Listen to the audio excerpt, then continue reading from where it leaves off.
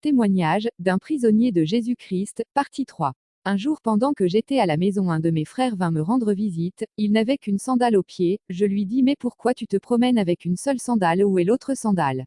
Ce frère me répond, c'est Prince qui a pris ma sandale pendant qu'il me poursuivait, puis je dis, pourquoi t'a-t-il poursuivi? Le frère me répond, il a l'habitude de me demander de l'argent, mais aujourd'hui je lui ai dit que je n'ai rien, c'est la raison pour laquelle il m'a poursuivi. Je dis au frère, est-ce que tu lui dois? Le frère me dit non, je ne lui dois pas. Alors je dis au frère, être chrétien ne veut pas dire être esclave, allons chez lui, il va nous remettre la sandale. Ce prince était un païen et il était un des jeunes brutals du quartier, on alla auprès de lui, je pris alors la parole avec humilité puis je lui dis, s'il te plaît mon ami, rends-nous la sandale car nous partons à l'église. Et il me dit, ne te mêle pas de ce qui ne te regarde pas, mais moi j'insistais toujours de réclamer la sandale. Il me dit ensuite, si tu continues je vais te frapper cette sandale. Vu que j'insistais, il me frappa la sandale sur le corps, je sentis aussitôt en moi une force étrangère qui voulait me pousser à la bagarre, mais je me rétenais et je bégayais. Suite au conseil de ses amis, il nous remit la sandale puis l'on se rendit à l'église avec l'autre frère. Mais pendant que nous étions en route, je ne faisais que repenser à la scène qui venait de se produire et à la réaction que j'avais sentie en moi. Je suspectais la présence d'un esprit étranger en moi. Et cela me poussa à la réflexion. Je me demandais si les scarifications, les camons que j'avais faits étaient toujours en moi, mais je m'efforçais d'oublier cette idée car dans mon église on m'enseignait que dès que tu acceptes Jésus-Christ comme Seigneur et Sauveur, tu es lavé et délivré de tout esprit malin. En vertu de ces paroles, je décida alors d'oublier tous ces raisonnements. Il y avait des choses que je lisais dans la Bible qui me semblaient contraires à ce que je voyais dans mon église, par exemple ces versets où Paul dit que la femme ne peut pas prêcher. 1 Timothée 2 verset 12. Je ne permets pas à la femme d'enseigner, ni de prendre de l'autorité sur l'homme, mais elle doit demeurer dans le silence. 1 Corinthiens 14 verset 33 à 35. Car Dieu n'est pas un Dieu de désordre, mais de paix. Comme dans toutes les églises des saints, que les femmes se taisent dans les assemblées, car il ne leur est pas permis d'y parler, mais qu'elles soient soumises, selon que le dit aussi la loi. Si elles veulent s'instruire sur quelque chose, qu'elles interrogent leur mari à la maison, car il est malséant à une femme de parler dans l'église. Dans l'église des assemblées de Dieu où je priais, on enseignait que la femme peut prêcher dans l'église, et moi quand je lisais ces versets à la maison, cela produisait en moi des doutes et j'interrogeais quelques anciens convertis et quelques responsables de l'église, et ils essayaient de me persuader avec des enseignements de la théologie, en disant la femme peut prêcher, et moi je n'étais pas toujours convaincu car la Bible est claire à ce sujet. Vu que je n'acceptais toujours pas leur théologie, je devins un sujet de calomnie à l'église et certains responsables se disaient entre eux, ce frère est un frère rebelle. Un autre jour, j'eus une conversation avec un des pasteurs de l'église à ce sujet, je l'expliquai la vérité sur ce point avec des versets à l'appui, il comprit alors que j'avais raison, mais vu que les enseignements de leur théologie disent autre chose, il resta ferme dans son opinion charnelle.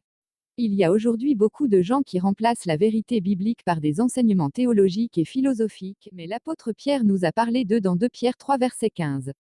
Croyez que la patience de notre Seigneur est votre salut, comme notre bien-aimé frère Paul vous l'a aussi écrit, selon la sagesse qui lui a été donnée.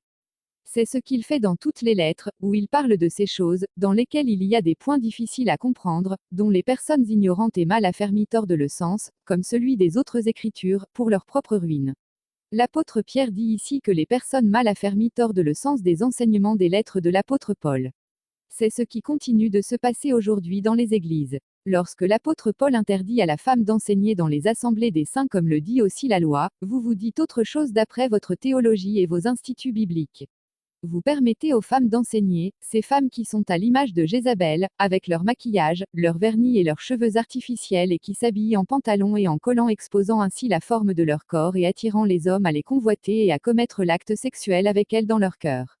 Apocalypse 2 verset 20. Mais ce que j'ai contre toi, c'est que tu laisses la femme Jézabel, qui se dit prophétesse, enseigner et séduire mes serviteurs, pour qu'ils se livrent à l'impudicité et qu'ils mangent des viandes sacrifiées aux idoles. Toutes ces sœurs se disent chrétiennes mais elles s'habillent comme des païennes, et pas de différence entre ces fausses chrétiennes et les païennes, alors que la Bible dit que la femme doit s'habiller d'une manière correcte, et qu'elle ne doit pas se parer de tresses. Une femme habillée en pantalon ou en collant n'est pas habillée d'une manière correcte devant Dieu ni devant les hommes car elle expose la forme de son corps.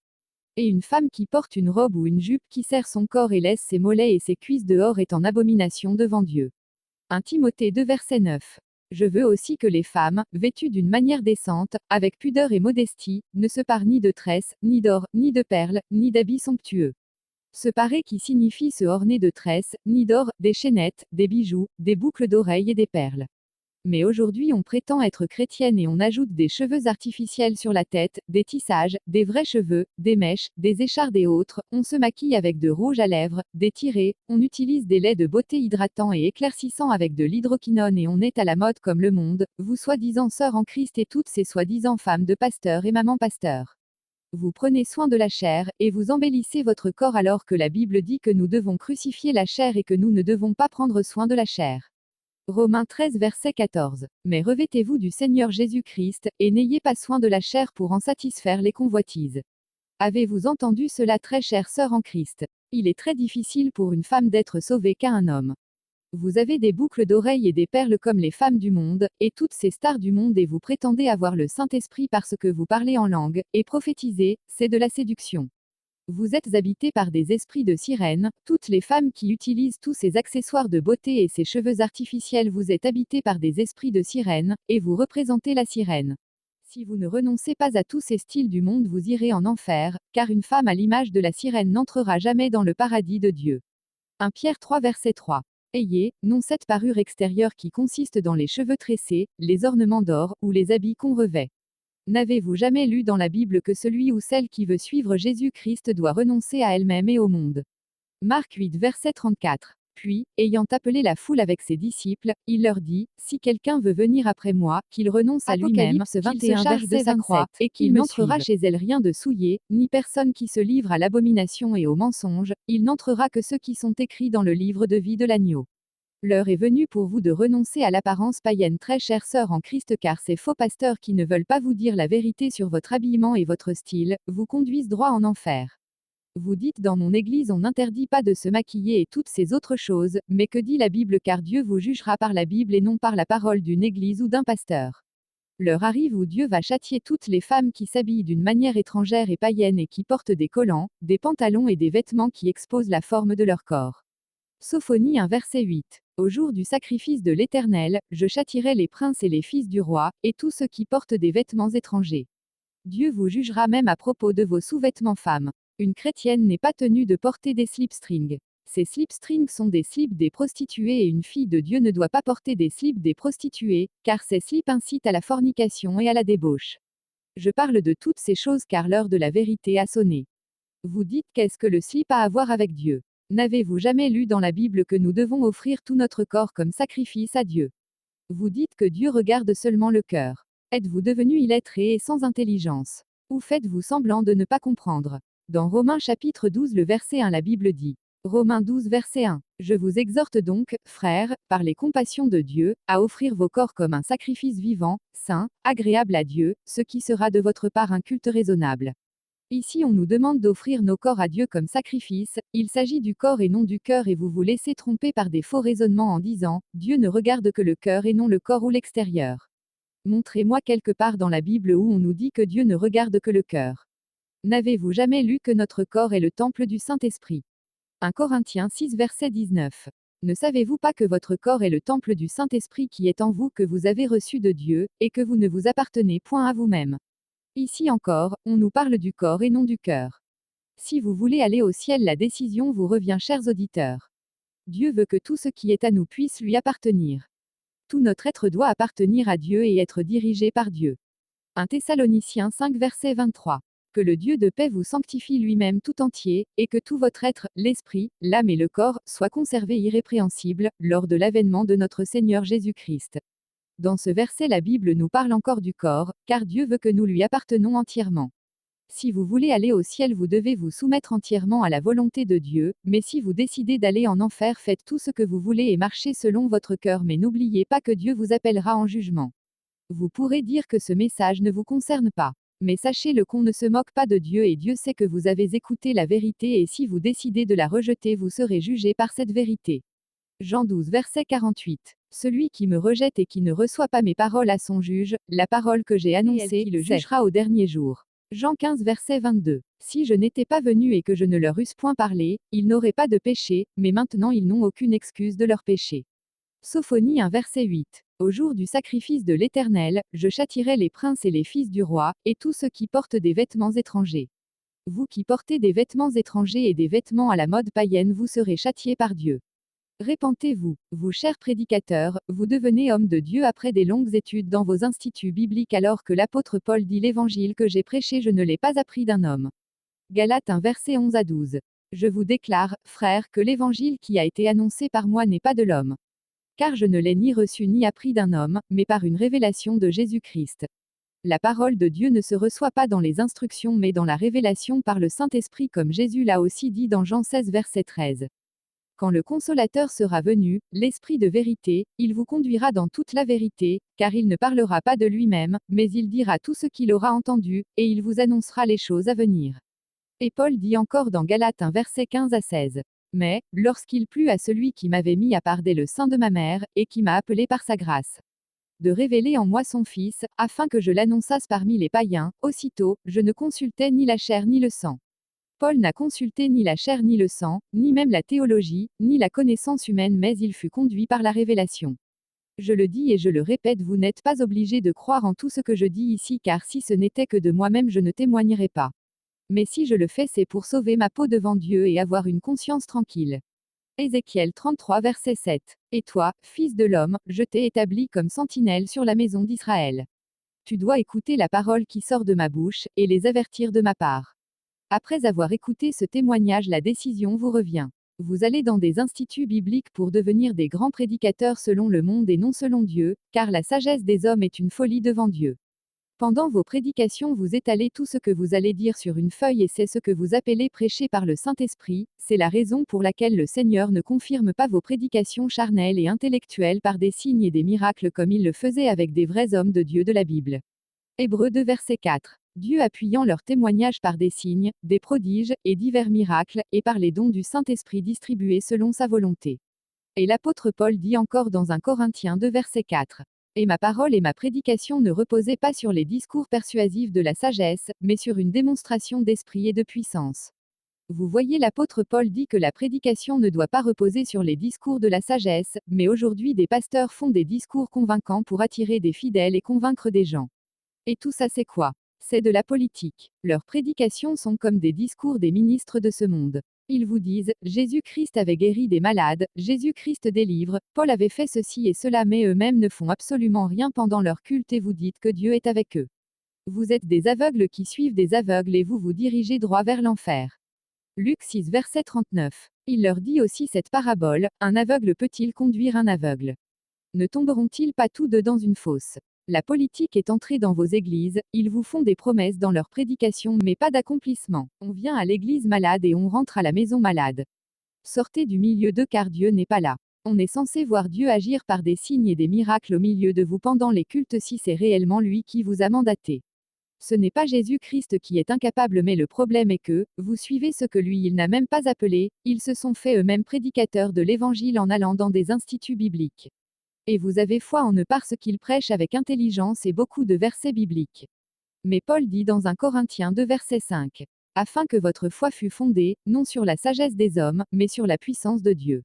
Voilà, si Dieu vous a mandaté, il doit confirmer sa parole, si pendant un culte vous dites que Jésus-Christ guérit, il doit aussi guérir dans ce même culte pour confirmer que c'est lui qui parle en vous afin qu'il soit glorifié à travers sa puissance de guérison. C'est carrément la vérité ça. Jusqu'à quand continuerez-vous à demeurer dans les ténèbres ignorants? Vous avez instauré des cours de baptême et vous prescrivez aux gens de suivre des cours avant de se faire baptiser, tout ça ne fait que vous éloigner de Dieu sans le savoir.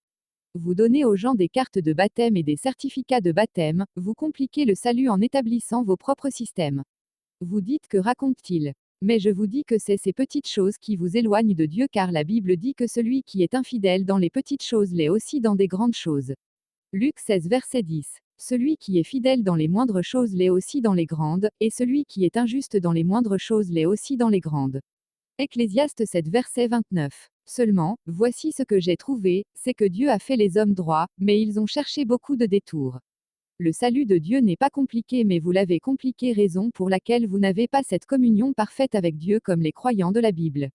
Pendant que j'étais dans les assemblées de Dieu, je faisais très souvent des rêves bizarres sur le pasteur responsable et fondateur de l'Église des Assemblées de Dieu du Congo, qui répond au nom de Gary Alan Dickinson qui est un blanc américain, et le fondateur de l'association AD qui signifie Assemblée de Dieu, et en anglais AG qui signifie Assembly of God.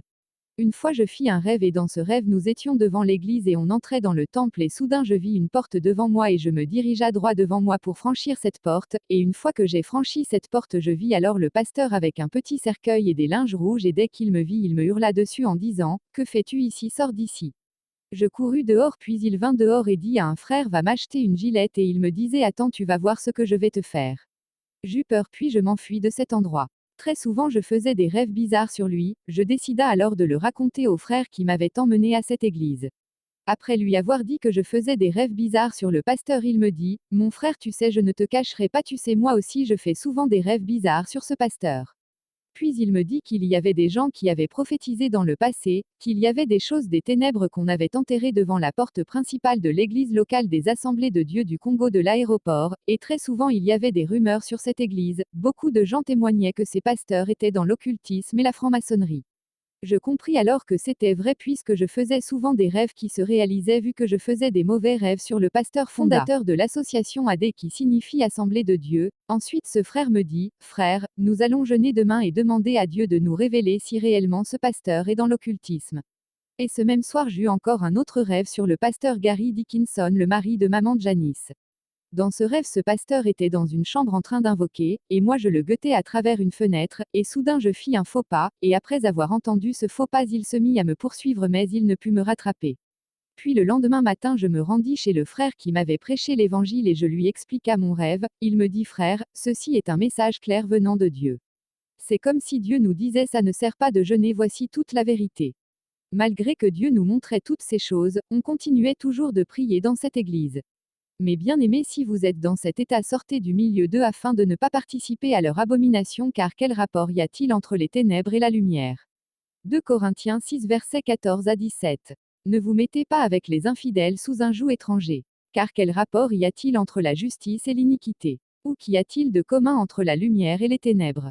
Quel accord y a-t-il entre Christ et Bélial? Ou quelle part a le fidèle avec l'infidèle? Quel rapport y a-t-il entre le temple de Dieu et les idoles?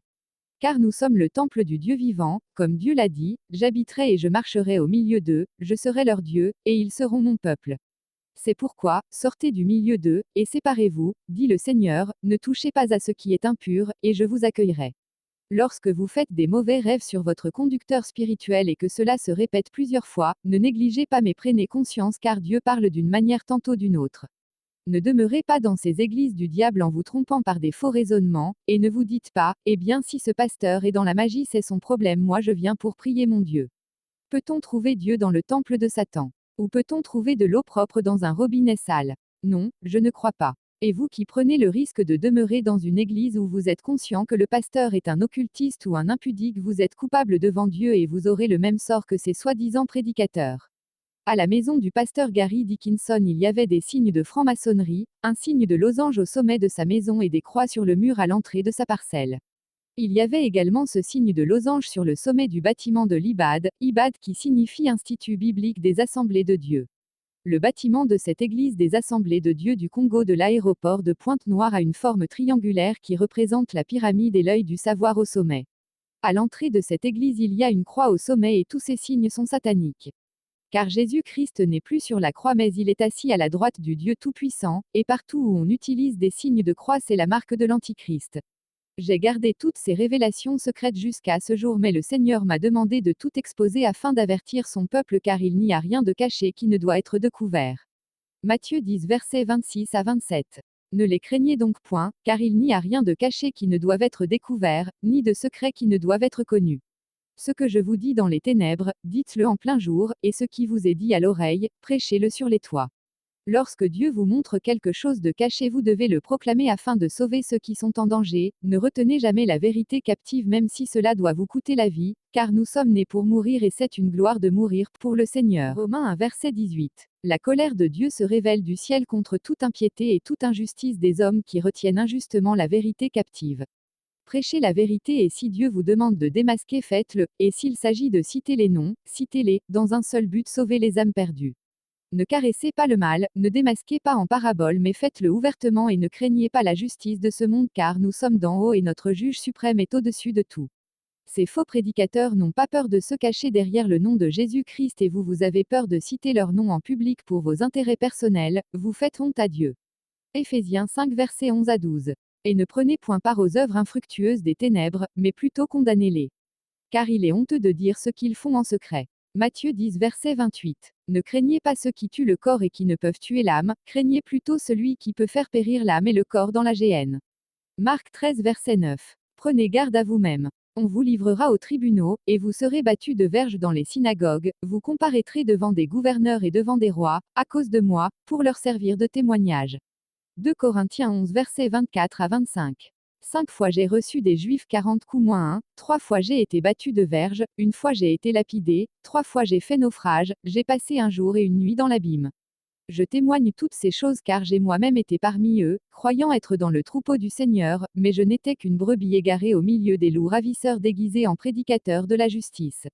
Il y a aujourd'hui beaucoup des gens qui ont réellement soif de Dieu, et qui vont dans toutes ces églises du diable pour chercher la face du Seigneur. Cher faux pasteur, cher imposteur déguisé en ministre de Dieu qui vous a appris à fuir la colère de Dieu. Qui trompez-vous? N'avez-vous jamais lu dans votre Bible qu'il est écrit, on ne se moque pas de Dieu et que ce qu'un homme aura semé il le moissonnera? Vous avez introduit des sectes pernicieuses dans l'Église et vous vous cachez derrière le nom de Jésus-Christ, vous prenez Dieu pour votre ami. Sachez-le que le diable ne donne rien pour rien. Vous pouvez tout faire, vous pouvez blaguer avec l'argent des fidèles comme vous voulez, faites des voyages partout dans le monde comme vous le voulez, mais Dieu vous donne rendez-vous après la mort et au grand jugement. Croyez-vous que vous vivrez éternellement sur cette terre? Rira bien qui rira le dernier. Que sert-il à un homme de gagner tout ce monde s'il perdait son âme? Vous connaissez bien tous ces versets inutiles que je vous les cite. La Bible dit et précise que plusieurs les suivront dans leur dérèglement. 2 Pierre 2 versets 1 à 3. Il y a eu parmi le peuple de faux prophètes, et il y aura de même parmi vous de faux docteurs, qui introduiront des sectes pernicieuses, et qui, reniant le maître qui les a rachetés, attireront sur eux une ruine soudaine. Plusieurs les suivront dans leur dissolution, et la voix de la vérité sera calomniée à cause d'eux. Par cupidité, ils trafiqueront de vous au moyen de paroles trompeuses, eux que menace depuis longtemps la condamnation, et dont la ruine ne sommeille point. Sortez du milieu d'eux, sortez du milieu d'eux. Tous ces faux hommes de Dieu ont introduit des sectes et des systèmes du diable dans les églises et ils initient beaucoup de jeunes pasteurs, ils les envoient dans leurs instituts bibliques et leur promettent un bon salaire et ils financent pour leur mariage et ainsi ils les séduisent. Ils ont des ambitions de construire des milliers de bâtiments qu'ils appellent églises et de former des milliers de prédicateurs par leur théologie et leurs enseignements intellectuels. C'est le Saint-Esprit qui appelle au ministère et non un président d'une assemblée quelconque. C'est à cause de tout ça que le miracle de Dieu n'est plus d'actualité parce que tous ces hommes se sont fait eux-mêmes hommes de Dieu, nous sommes carrément dans une génération des ténèbres et de confusion. Chers prédicateurs, malheur à vous, vous avez bâti des temples de luxe remplis de climatiseurs, et de toute espèce de matériel de grande valeur. Vous aimez les places d'honneur dans vos églises, vous faites asseoir vos fidèles sur des chaises en bois et en plastique et vous-même vous vous asseyez sur des chaises de valeur et sur des tapis royaux, vous vous accaparez ainsi l'honneur du Dieu Tout-Puissant. Malheur à vous car votre tourment sera très grand en enfer, il aurait valu mieux pour vous de demeurer dans la vie païenne que de connaître Dieu et ensuite s'associer au diable. Je continue avec le témoignage. Un autre jour pendant que je m'apprêtais à aller à l'école, l'enfant à une amie à ma mère qui était pour moi un grand frère vint chez nous, pour me rendre visite et pendant que je m'apprêtais dans la maison lui, il était resté dans la rue et il parlait avec une fille. Pendant qu'il dialoguait avec cette fille survint un jeune homme qui était le petit ami de cette fille. Puis ce jeune homme dit à la fille que fais-tu avec ce jeune et il se mit à menacer la fille, pendant qu'il menaçait la jeune fille mon grand frère prit alors la fuite mais l'ami du jeune homme le saisit et le jeune se mit à le menacer. Et moi de mon côté pendant que j'assistais la scène je sentais encore cette réaction bizarre de l'autre fois, mes pieds commencèrent à trembler et un jeune qui était à mes côtés me disait, mais que fais-tu? Même toi qui es chrétien tu manifestes les gestes de bagarre. C'était vraiment fort en moi, quelque chose me poussait à secourir mon grand frère mais je me rétenais. Et après cela je compris alors que j'avais des sérieux problèmes, d'autres jours j'entendais souvent des voix qui m'appelaient et quand je me retournais je ne voyais personne autour de moi, je sentais souvent des choses comme des petits insectes se promener dans mon corps et dans ma tête surtout quand je révisais mes leçons. Il y a aujourd'hui beaucoup de gens qui vivent ces mêmes phénomènes. C'est de l'influence démoniaque. Je vivais toutes ces choses bien que je parlais en langue, bien que je prophétisais et bien que je priais aussi pour des gens qui avaient des mauvais esprits. Rappelez-vous que je vous ai dit que je pouvais discerner des esprits. Un jour un frère que j'avais gagné au Seigneur vint me rendre visite avec un livre et ce livre parlait de la délivrance, quand je vis ce livre je lui demanda de me laisser ce livre afin que je le lise à tête reposée. Je pris ce livre et après l'avoir lu je sus alors que tous les phénomènes que je vivais étaient dus aux liens que j'avais tissés durant ma vie païenne. Je me dis en moi-même je dois aller trouver les responsables de mon église pour qu'ils prient pour moi. Une fois à l'église, je trouva un responsable puis, je le fis savoir que j'avais fait des camons ou des scarifications avant de me convertir et tous les phénomènes que je vivais, et ce responsable me dit, frère ces choses ne sont pas vraies en me disant, tu sais frère la Bible dit qu'il n'y a plus de condamnation pour ceux qui sont en Jésus-Christ, ne suis pas tous ces livres-là, moi aussi j'ai déjà lu ces genres de livres, mais ce ne sont que des tromperies, je décida alors de le croire. Vous savez très chers amis chrétiens, être chrétien c'est bien, abandonner la vie du monde aussi c'est bien. Mais, voir la vie de Jésus-Christ se manifester en vous est mieux. Car Jésus-Christ dit, celui qui croit en moi fera aussi ce que je fais et encore aimez-vous les uns les autres, c'est à cela qu'on reconnaîtra que vous êtes mes disciples. Il ne suffit pas de dire qu'il n'y a plus de condamnation pour ceux qui sont en Jésus-Christ, mais il faut aussi le vivre.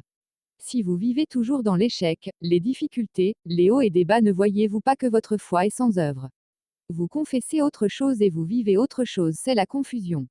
Le parler en langue trompe beaucoup de gens comme je l'ai déjà dit plus loin.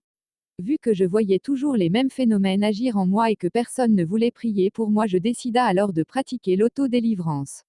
Il y a beaucoup de gens qui vivent dans l'échec continuel, ils ont donné leur vie à Jésus-Christ mais ils ne vivent pas les promesses de Dieu dans leur vie. Ils sont toujours la queue et non la tête, combien même la Bible dit tu seras la tête et non la queue. Deutéronome 28 verset 13. L'Éternel fera de toi la tête et non la queue, tu seras toujours en haut et tu ne seras jamais en bas, lorsque tu obéiras aux commandements de l'Éternel, ton Dieu, que je te prescris aujourd'hui, lorsque tu les observeras et les mettras en pratique. Vous mettez en pratique les commandements de Dieu et vous êtes toujours dans la pauvreté, le chômage, le célibat, vous vivez des échecs dans vos études tandis que Dieu dit tu seras toujours la tête. C'est une grande preuve que vous n'avez pas le Saint-Esprit. Vous confessez avoir le Saint-Esprit mais votre vie prouve le contraire de ce que vous prétendez être. Et vous vous trompez par des faux raisonnements en disant, c'est ça la vie chrétienne a des hauts et des bas, tandis que la Bible dit tu seras toujours en haut et tu ne seras jamais en bas. Il est temps de vous réveiller, je le dis pour votre propre intérêt. Vous dites ce n'est plus moi qui vis mais c'est Christ qui vit en moi, et vous êtes toujours dans des hauts et des bas. Jésus-Christ vous a-t-il dit que vous aurez des hauts et des bas? Montrez-moi dans la Bible où il est dit que la vie chrétienne a des hauts et des bas. N'est-ce pas là les liens de vos familles qui vous animent et vous influencent? Prenez conscience. La Bible dit nous sommes comme des lumières qui brillent dans le monde. Philippiens 2 verset 15. Afin que vous soyez irréprochables et purs, des enfants de Dieu irrépréhensibles au milieu d'une génération perverse et corrompue, parmi laquelle vous brillez comme des flambeaux dans le monde. Cette lumière c'est le Saint-Esprit et celui qui reçoit le véritable Saint-Esprit de Dieu n'est plus sous ces hauts et ces bas dans lesquels vous vivez. Vous n'avez pas le Saint-Esprit et vous respectez les commandements de Dieu avec votre propre force comme les pharisiens qui respectaient la loi de Moïse sans pourtant avoir le Saint-Esprit, mais Jésus-Christ les a traités de fils du diable et c'est ce que vous êtes aujourd'hui. Vous êtes comme des musulmans qui mettent en pratique la loi du Coran mais sans l'Esprit de Dieu. À la recherche de la délivrance. Je décida alors d'entrer dans une série de jeûnes et prières, pour implorer la délivrance à Dieu. Un de mes amis qui priait aussi dans cette église des Assemblées de Dieu de l'aéroport, allait souvent avec sa famille assister au culte du combat spirituel à la CIFMC. Il m'invita à les rejoindre, vu que lorsque j'étais très petit, on avait l'habitude d'aller avec ma sœur à la JCC de la CIFMC qui signifie Jeunesse combattante du Christ. Et plusieurs dimanches soirs on allait à la CIFMC avec ce frère en voiture accompagné de sa famille. D'autres jours après les cours je me rendais là-bas seul pour la prière d'intercession et de délivrance, j'étais en classe de 3e. Il arriva un dimanche où l'on décréta un jeûne où l'on devait s'abstenir des viandes et de toute chair ayant du sang. Je me rendis à la CIFMC pour ce jeûne et prière de 3 jours. Dans ce jeûne on répétait des prières d'autorité et de délivrance, on liait des démons et on renonçait aux liens de nos familles. J'aimerais dire quelque chose de très important ici mes bien-aimés, la vraie prière est celle qui vient de votre cœur et non ce que l'on vous fait répéter. Après avoir fini ce jeûne nous rentrâmes à la maison, ce fut un dimanche matin. Une fois à la maison je me reposa un tout petit peu puis je décida de me rendre au culte de mon église habituelle des Assemblées de Dieu du Congo de l'aéroport de Pointe-Noire. Pendant que j'étais en route pour l'église je voyais les choses d'une autre manière, je voyais des démons dans les gens et leurs yeux me paraissaient très étranges et bizarres, je croisais d'autres frères en route mais je ne voulais pas faire route avec eux car je les voyais comme des hommes téléguidés par des esprits démoniaques. Une fois à l'église, je dansais avec ferveur et beaucoup de joie sans timidité, tandis que les autres dansaient comme des poules mouillées, mais moi ce jour-là je dansais comme cela se fait à la CIFMC. Et beaucoup de gens me regardaient et ils se gênaient à mon sujet, je regardais les gens droit dans les yeux, et ils ne résistaient pas mon regard, moi qui étais un peu timide je n'avais plus de timidité. À la fin du culte, je partis saluer le responsable à qui j'avais demandé de prier pour moi. Il causait avec des sœurs et lorsqu'il me vit, il me regarda droit dans les yeux et moi aussi je le regardais droit dans les yeux sans baisser mon regard. Puis il m'appela par mon nom et me dit, que se passe-t-il avec toi? Tu es allé toucher des choses bizarres. Je sus alors que les rêves que je faisais sur le pasteur Gary Alan Dickinson étaient vrais et qu'il n'était pas le seul plus à l'église ces derniers temps. Je lui dis, je m'affermissais à la maison, je lui parlais avec autorité, ensuite il me prit par la main. Ce responsable s'appelle Yannick Moboza, il fit appel à un autre responsable qui répond au nom de Légéo Sombi Dira. Ils m'emmenèrent derrière les bureaux, vers leur réfectoire puis ils me dirent assieds-toi nous allons prier pour toi. Ils me parlaient avec intimidation, mais je les résistais et je compris alors que j'étais en danger et que j'étais entre les mains des loups déguisés en agneaux, je disais je t'avais demandé de prier pour moi mais tu avais refusé. Ils essayèrent de m'imposer les mains par force en disant tu es allé toucher des choses bizarres, toi tu es allé toucher à la magie, mais moi je leur répondais, non, je n'ai pas touché des choses bizarres mais Dieu m'a ouvert les yeux de savoir ce qui se passe dans cette église. L'autre responsable qui répond au nom de Léger Osombi dira m'ouvrait des grands yeux pour m'influencer en disant assieds-toi nous allons prier pour toi, mais je les résistais en disant ne m'imposez pas vos mains mais priez tout simplement. Vu qu'ils insistaient de m'imposer les mains par force, je criai alors au secours aux frères qui m'avaient emmené dans cette église, puis il vint avec quelques frères et sœurs là où nous étions suite à mes cris. Lorsqu'ils virent cela, ils me lâchèrent. Ensuite, je disais aux frères qui m'avaient emmené à l'église, le frère Léger et le frère Yannick veulent m'imposer les mains de force. Ce frère Léger au Sombi dira prit alors la parole et me dit, sors de cette église et ne reviens plus jamais ici. Je fis un signe de cercle par terre avec mon doigt puis je sortis de cette église. Les mauvais esprits qui étaient en moi s'étaient levés, je faisais alors des signes par terre avec mes doigts. Le frère qui m'avait emmené à cette église se mit à me faire des reproches en route et à me blâmer, mais je lui disais avec autorité, Dieu m'a choisi, je vais faire des miracles, Dieu m'a choisi, je vais opérer des miracles. Arrivé à la maison, je me mis à brûler toutes mes cartes photos et tout le monde était étonné à la maison. Le frère qui vint chez moi l'autre jour avec une sandale au pied arriva chez moi et dès qu'il me vit en train de brûler mes photos, il prit la parole et me dit frère, que se passe-t-il? Je lui disais Dieu m'a choisi. Puis il me disait, tais-toi, c'est pas Dieu qui parle en toi, c'est un démon qui parle en toi. Il alla ensuite appeler les responsables de l'église, et quelques heures après ils arrivèrent chez nous, lui, le frère Léger Osombi et quelques autres frères.